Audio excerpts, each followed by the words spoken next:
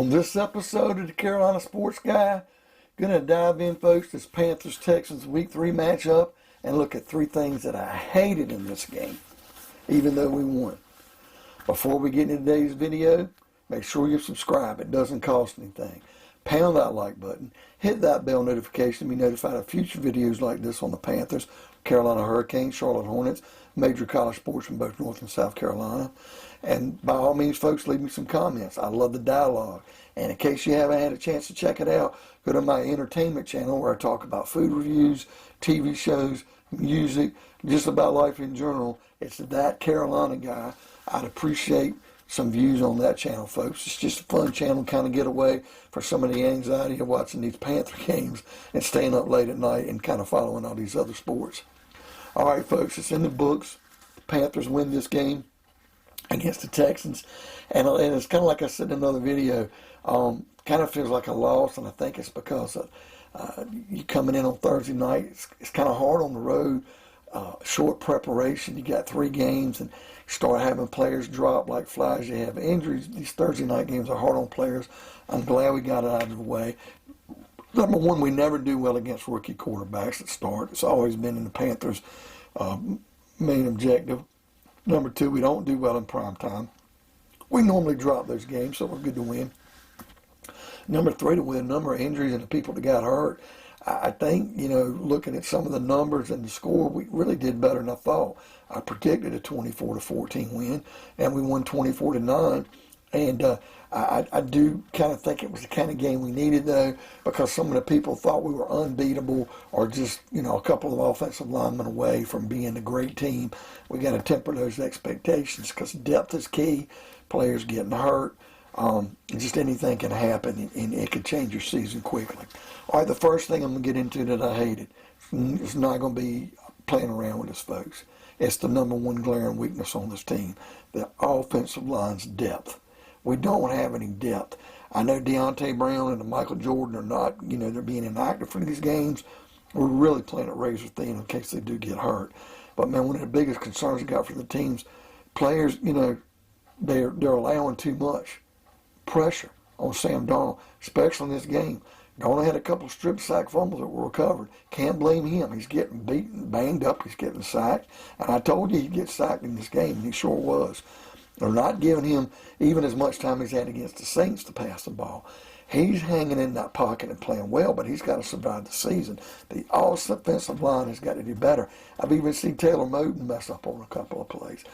The interior of this line, these tackles, Cam Ervin, man, I didn't think it was a penalty, but Cam Ervin did mess up and hold a guy. They said it was a hold.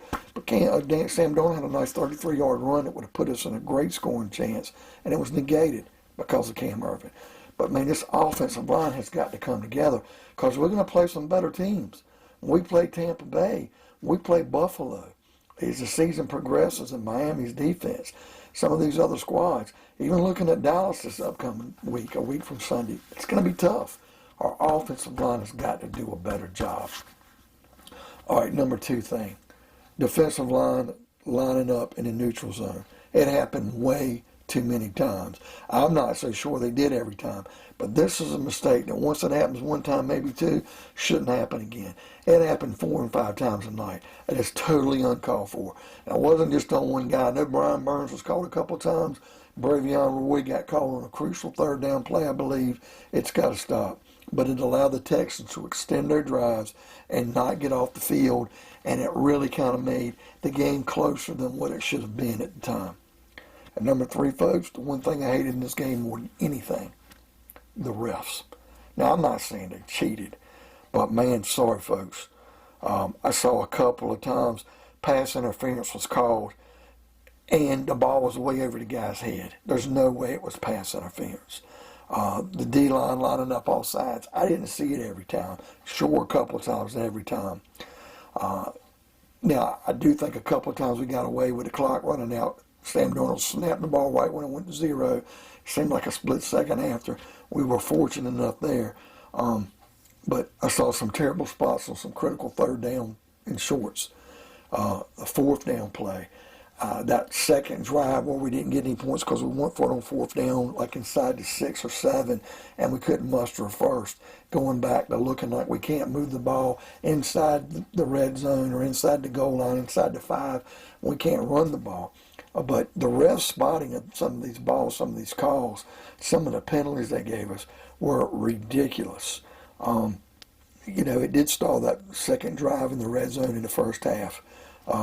They took away a sack. Oh my God, did you see the sack?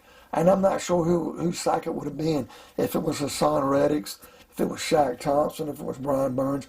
Somebody got a sack in the game, and it was BS because the ball was fumbled and Houston recovered, but it was still a sack. And they basically say it was an incomplete pass. It was not an incomplete pass. He was definitely hit and fumbled the ball. I don't think Shaq Thompson was in on that play. But it took away, and we got 14 sacks in 3 games. But it should be 15, which would average out to 5 a game. You know what that means, folks? That means we're going to come away with about 70 sacks in this year. More than that, maybe about 80 sacks. If we keep up this pressure, if we're doing what we're doing, we're going to come up with about 80, 85 sacks. I'm sure it's going to temper down, but they took one away from us on that one. Now, how come they didn't get the guy for targeting that hit Sam Darnold helmet to helmet? They did call the flag, but, man, this guy should have been tossed. But, we couldn't afford more injuries than what we did. I mean, it was terrible. But all in all, that was the biggest beef I had. I just felt like some of the holding, some of the pass interference, lining up in the neutral zone, just some of the spotting of the ball, I just thought the refs kind of favored more Houston. And that's just me looking for something to gripe about. But I did notice on a couple plays I thought they were getting some home cooking. Okay, folks, what do you think? What did you hate more about this game than the other than having to play on a Thursday night on a short week? Leave me some comments. Hit that bell notification. Be notified of future videos like this. Pound that like button. And by all means, folks, it's free. Help Uncle Chucky out. It doesn't hurt. Subscribe. Come on. It doesn't cost anything. And we'll see you next time on another episode of Carolina Sports Guy.